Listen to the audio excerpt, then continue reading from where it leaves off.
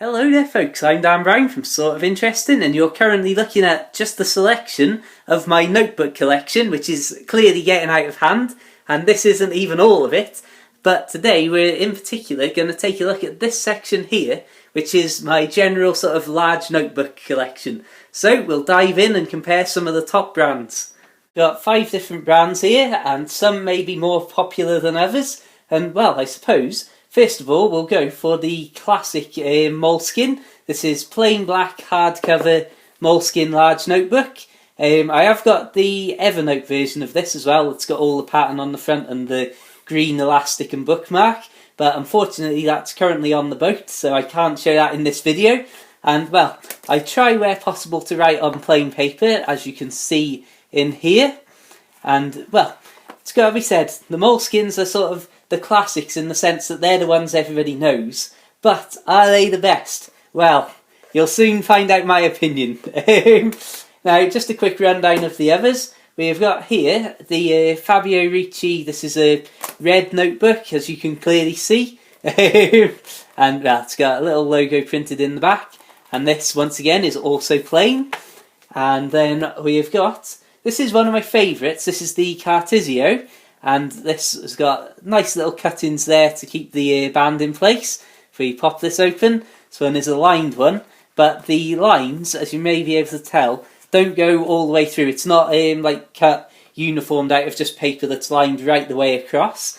So that's something that I quite like about this one. And it's got sort of, I don't know, a general, a really good quality feeling.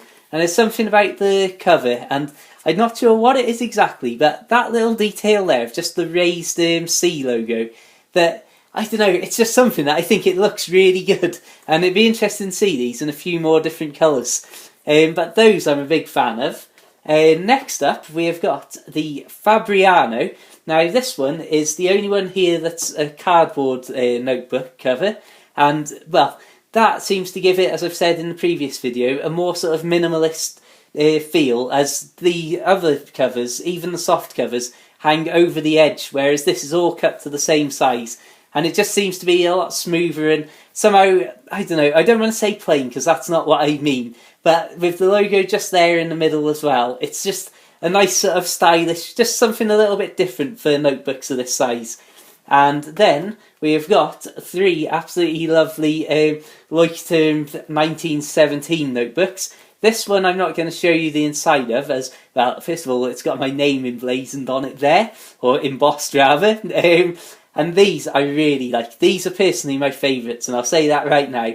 This one I won't show you inside because I'm currently writing my next narrowboat book in it.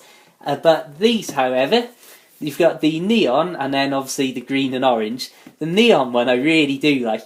I haven't written anything in this yet, but if I show you this close up, then hopefully you'll be able to see that it's got a rather interesting sort of, almost like a honeycomb pattern.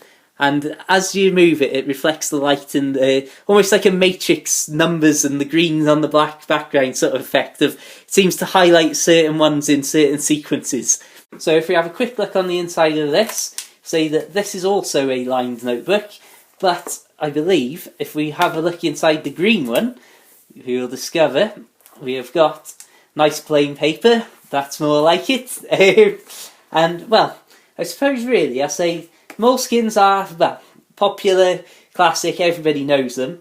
Cartesio and Fabio Ricci and the Fabrianos are certainly far less well known than the Leuchtturm 1917s and the Moleskines.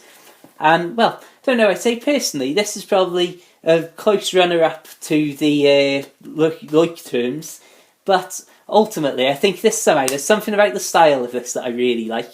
And the same, like I say, with this, because this is sort of different to all the rest of them, because it hasn't got the overlapping cover and sort of that, I don't know, general large notebook look that's common throughout other brands. I do like this one just on the fact that it's different.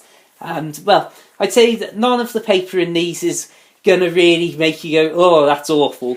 So it's a very tricky one to call, and because there's so many different people with so many different preferred papers, and thicknesses and whether they write with fountain pens or biros, or whether they just want to do sketching with pencils or all that sort of thing. I won't go into the paper. This is almost more a aesthetic sort of appraisal, which I know is certainly not scientific or anything. But I would say personally, out of all of them, like I've said, are definitely these. And there's a few reasons that I love these ones so much.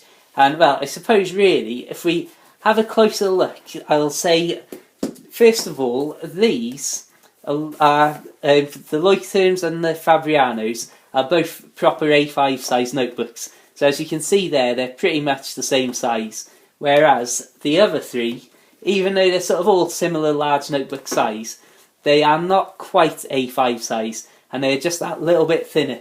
And it's personally just having the extra width to write on. As I say all the time in these videos, anything that's got this more sort of cinematic, panoramic angle and aspect ratio, I feel as if I'm always writing more of a list than I am actually a sheet of paper.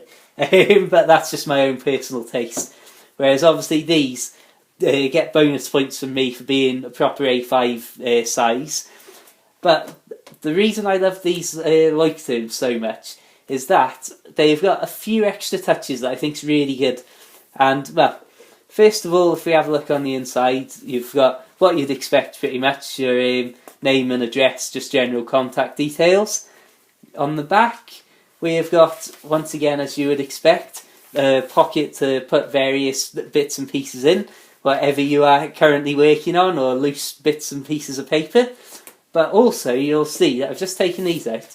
The plain Leuchtturms come with a guide sheet, one that's got just plain lines on it, and the other that is squared paper. So obviously that makes it a lot better for generally writing on blank paper, as well, you can hopefully see there that you can clearly and easily see the lines on the sheet below. Also, what makes these a little bit different from the rest is the fact that you've got a table of contents at the front that you can enter in, and you might see that there are page number spaces there, because every single one of the pages just at the bottom is numbered. So that's another thing that makes it quite easy for just quick reference if you're writing various bits and pieces in this notebook. And obviously over time you're not going to know exactly what you've got in every notebook that you own. Which also, you get these archiving stickers.